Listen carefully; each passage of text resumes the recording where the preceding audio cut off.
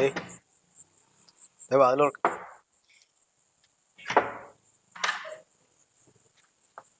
എന്താ സാറേ ഈ നേരത്ത്? അതെന്താ ഞാൻ ഇവിടെ വരാറില്ലേ?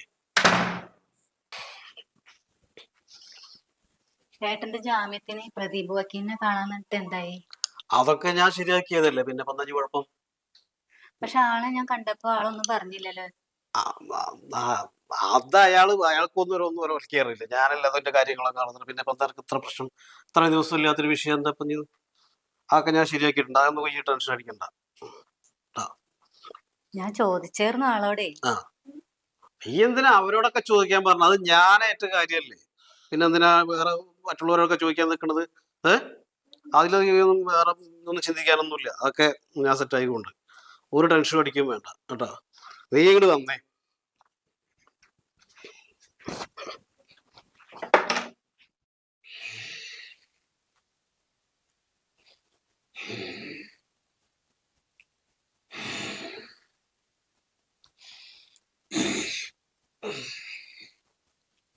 പിന്നെ ചതിക്കോ?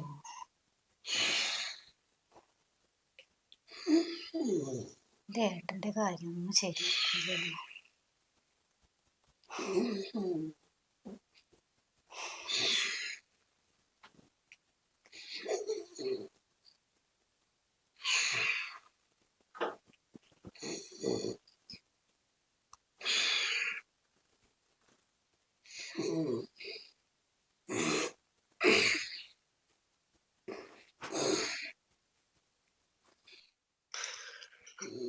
താൻ എന്ത് വക്കീലാണോ? തന്നോട് ഞാൻ പറഞ്ഞിട്ടില്ലേ കാര്യങ്ങളൊക്കെ? അപ്പൊ അതിനെ കുറിച്ച് വേറെ ടെൻഷൻ മതിക്കണ്ട. അവന്റെ ജാമ്യം അങ്ങനെ നീണ്ടു പോണം. അതിന് നീ കാര്യമായിട്ട് ഇടങ്ങാറൊന്നും വേണ്ട കേട്ടാ. കാര്യങ്ങളൊക്കെ പറഞ്ഞ പോലെ നടക്കും. ഞാനല്ലടോ. 5-8 മാസം കൂടി ഞാനൊന്ന് അങ്ങോട്ട് സുഖിക്കട്ടെ. അത് കഴിഞ്ഞ താനും ആയിക്കോ.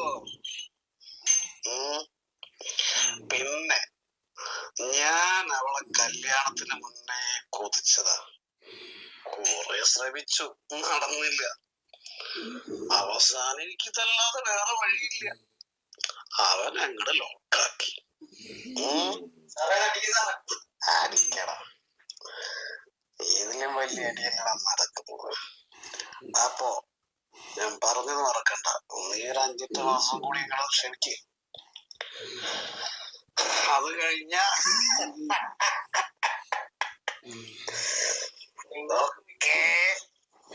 ശരി, ഞാൻ നാളെ വിളിക്കാം കേട്ടാ.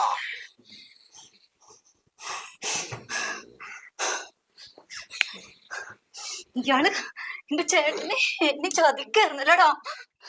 ചതിക്കായിരുന്നല്ലേ എന്റെ ചേട്ടനെ, എന്നെ ചതിക്കായിരുന്നല്ലേ. നിങ്ങൾ ഇനി ജീവിക്കണ്ട. ഇത്രയും കാലം ഈ കാര്യം പറഞ്ഞിട്ട് നിങ്ങൾ എന്നെ പരമാവധി ഇനി നിങ്ങൾ ജീവിക്കണ്ട. നിങ്ങൾ ജീവിക്കണ്ട.